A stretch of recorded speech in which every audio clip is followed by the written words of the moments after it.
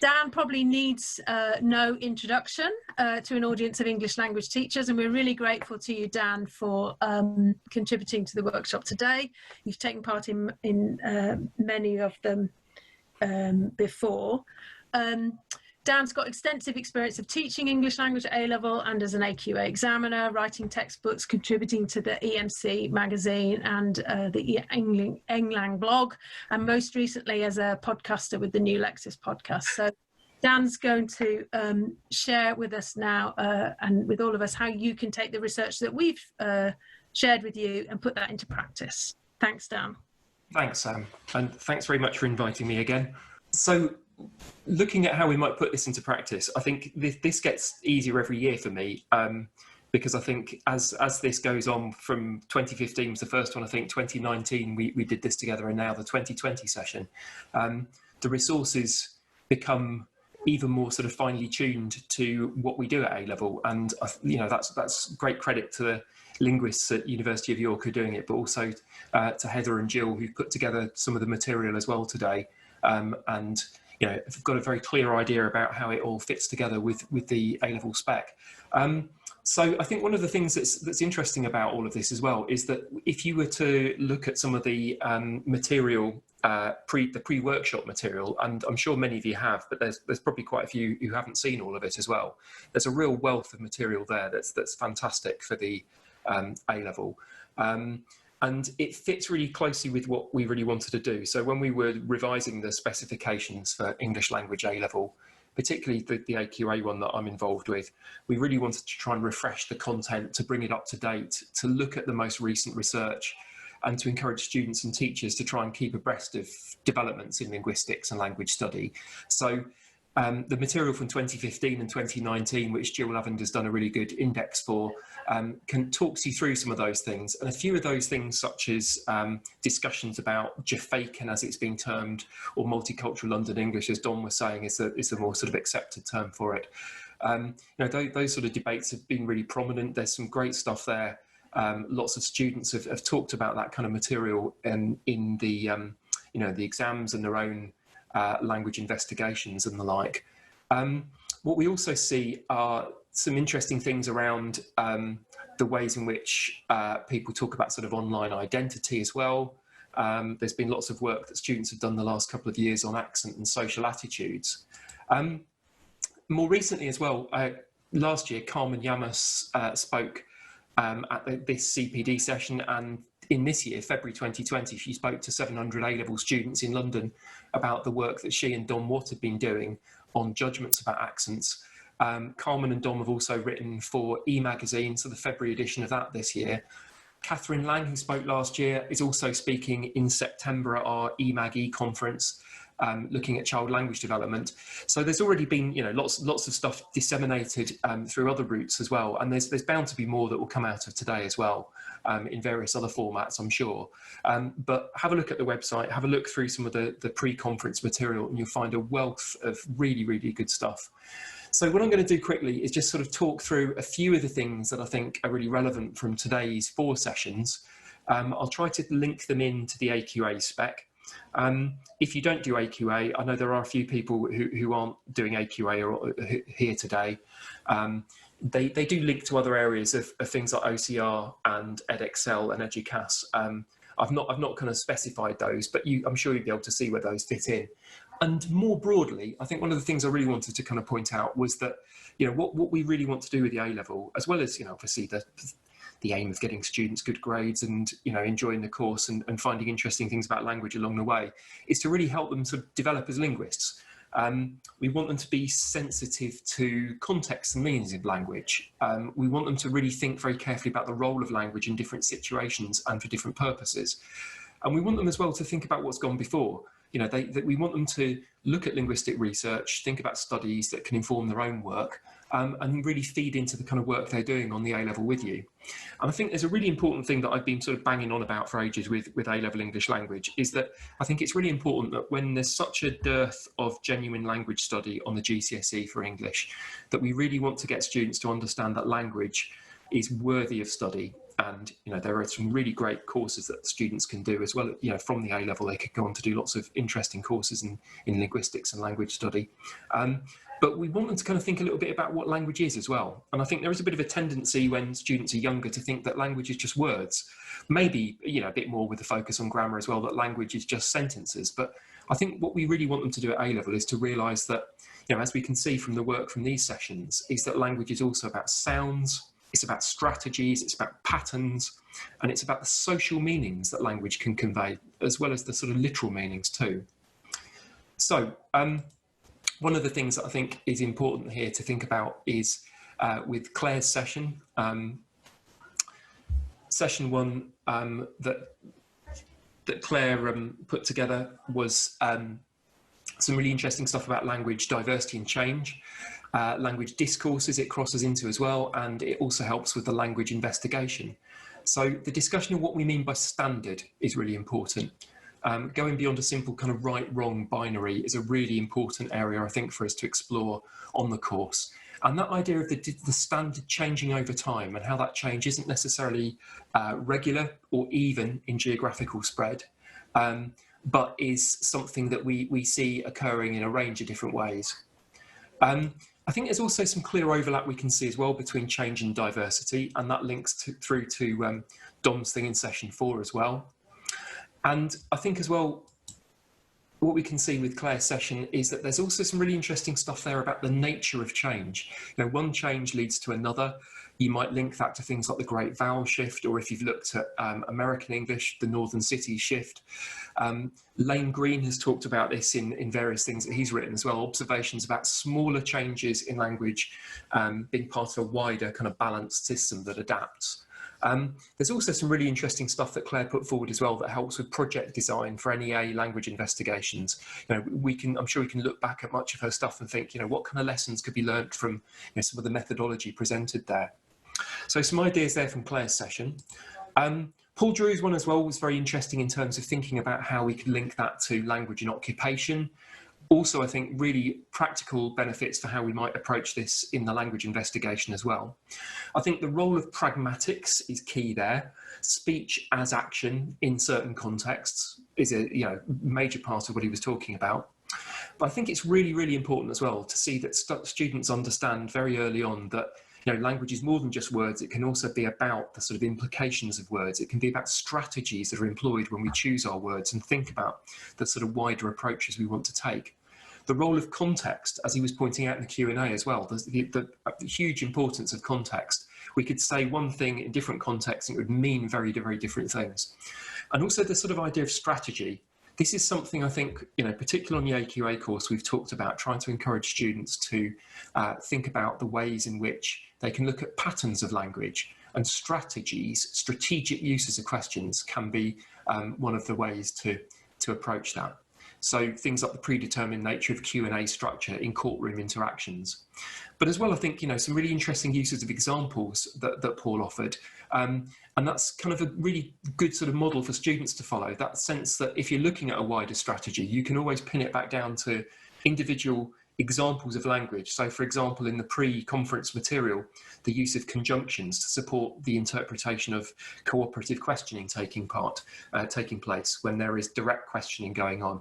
And, in contrast, some of the more aggressive questioning techniques used in cross-examination. And a few things that could be linked to the NEA, TV interviews with politicians, job interviews, all of those kind of things that he talked about could be applied to transcripts of those. And it's a really great model for what students can do for language investigations. Thinking about context and interpretation of meanings in these very specific contexts, dealing with quite manageable data sets, offering clear contrastive focus, particularly in the pre-conference material. There's some great stuff looking at cross-examination versus direct questioning, and that focus on strategies and patterns alongside the detailed EGs from those transcripts. Another kind of thing that we could look at as well, and this connects with what we've got in Tamar's presentation, is child language development. And again, it's really helpful. I saw a question pop up earlier on about this. Up-to-date references to child-directed, infant-directed speech. I mean, many of the textbooks go back as far as 1994, I think, and there's references to Papua New Guinea and Samoa. But it's interesting to see that there's maybe more kind of universal features of child-directed speech, infant-directed speech, and also variation across the world and even within English speakers, and same individuals in different situations. I think it's also really important for showing the role that sound plays in language. Sounds are something to be studied and interpreted. And I think as well, more widely, it shows the importance of doing background reading for students before a language investigation and as a way of setting up a hypothesis or research question to be explored. And then in session 4, Don Watt presented some really interesting stuff about accent bias. The Accent Bias in Britain website is fantastic, some really, really great material there that can be used straight away with students. And I think it's really, really important that we show this to students, particularly when we're thinking about our higher attaining students and what they can do to think about the overlap between change and diversity. Again, something with AQA that we've really tried to encourage in recent years is to get students at the very top end to realise that change and diversity overlap, and that sometimes diversity leads change, sometimes it change is a result of diversity. It's very interesting to see that in relation to accent bias and the whole way in which we might approach things around things like age grading and apparent time studies, offering some sort of insight into that. And I think as well, this sort of notion of language discourses is crucial to this too. I think in some of the pre-conference material, there's a reference to attitudes to accents being more about attitudes to people and the users of language. And those kind of discourses we have about good English versus bad, right v wrong, correct versus incorrect, all of that is really important for getting to grips, getting students to get to grips with those kind of notions of language discourses, plus those kind of wider social and real world attitudes. And they can see that the sort of real effects of those, biases leading to discrimination, accent prejudices leading to unfair treatment, and how interventions can be staged around accent attitudes to really kind of head some of those off. It's also interesting, I think, as well, to think from sort of methodological standpoints about the perceptions of the accent labels versus the attitudes to real accents themselves. And as Dom said, people may respond in one way to a label like estuary English and immediately bring to mind a sort of social stereotype, whereas when you actually hear somebody speaking in estuary English, you may have very different attitudes towards it. So an interesting sort of methodological issue for NEA work there, I think. And I think it's also interesting, of course, to think a little bit about the way in which students might track changing attitudes and the contexts to those. And some of the changing attitudes to things like RP and estuary English through some of the things that we see in popular culture, perhaps. So just to conclude and to sort of round it off, there's masses of material, as I'm sure you'll have seen, that feeds directly into the course, particularly if you go back and have a look at the pre-conference, pre-workshop material. Jill's put together a great index that will help you make sense of a lot of last year's and 2015's material.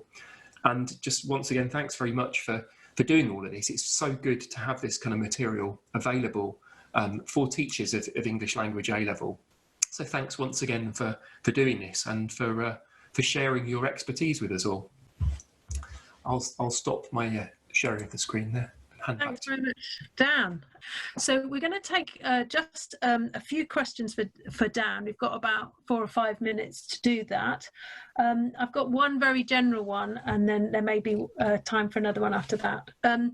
Dan, there's not much on language and sexuality in the textbooks. And Tanya has a couple of students doing research on this for NEAs. Can you suggest anywhere where they can access research or theory, or is there any linguists that have published on this? There's certainly some work that Paul Baker's done on that. And I think interesting, I think he's got a new book out called Fantabulosa, I think, looking at Polari. Yeah. And I think also, if one of the books that I keep going back to for this is Sexed Texts, which is one of the ones he did a little while ago. Yeah, I mean, it's an interesting area, and there's an increasing number of students want to do language investigations on this, particularly around trans identities. We've had lots of really interesting investigations on things like, RuPaul's Drag Race as well, and is going beyond sort of binary notions of, male and female speech. I mean, they're the ones that spring to mind. I don't know if anyone else on the panel has got other suggestions. There's quite a big literature on the speech of gay men, trans people, really quite a large and expanding set of research papers on that topic. I'm coming at it from the phonetics end, so I'm interested in features of voice and speech principally, but work by people like Benjamin Munson, for example. He's very well known in the field. Some of it's quite technical. That's, so a word of warning about that is some of it's it requires a fairly high level of knowledge about speech articulation and so on. But I've been teaching students about that for some time now, and there's the research is ongoing at a furious pace. There's plenty to read, put it that way, and Paul Baker's work is great. That's I would second what Dan said about the accessibility of that work. It's really good. I mean, that might be an idea for getting together some sort of student and teacher friendly resource. A collaborator on the ABB project, Erez Levon, one of his other many talents is looking at the speech of gay men in Israel. Actually, he's done some ethnographic fieldwork over there. So that's worth digging into as well, from the more kind of interactional sociolinguistics point of view. Okay, I think we've got time for one more question. And again, this is a general one, so I'll put this to you, Dan, but you can throw it open if you want to. So this came in before the workshop. The recent Black Lives Matter protests and related discussions of racism have really engaged students and their reflections on language. Do you have any thoughts or ideas for how students could respond to these issues and perhaps follow up in their investigations? Yeah, I mean, it's a very good question, and it's certainly something we've picked up, interest from students in this, and I think that's great. And I think it's really important as well that linguists have responded to it in the way they have. It's very encouraging to see, linguistic Twitter, really engaging and challenging themselves, questioning themselves about it. I think some of the things that sort of struck me as things to look at would be, thinking about the use of kind of racialized language to represent different ethnic groups, if you like, in for example, say sports commentary, sports reporting, and some really interesting work being done by people like Kelly Wright in the US, I think at Michigan University. And I think as well, looking at some of the work around that, there was a recent report, I think, that was done by, I think, a Danish company in association with the Professional Footballers Association about representation of black and white footballers. So something like that with a representation focus would be really interesting. But also having a look at how the actual demonstrations, how the the protests themselves have been covered, I think is fascinating, because obviously some sort of critical discourse approach might lend itself to approaching this, where you could have a look at the ways in which different agendas are advanced in publications, newspapers, online sources, and really sort of dig into some of the sort of ideologies and ways in which we're being manipulated and language is being used in various different ways to present different viewpoints. And I think that's brilliant stuff for the course. I think it's that's great for students to investigate. They're just a couple of things, and they're ones that spring to mind.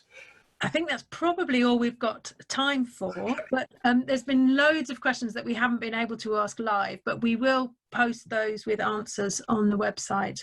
We'd love to hear what our materials get up to once they're back out in the real world and being used. So thanks again to all our presenters, particularly Dan as our guest, and to Jill. And thanks to all of you for coming. We hope to see you live and in the flesh sometime in York, but maybe again for another online event, because I think this has been a really great experience for us. We hope it has been for you.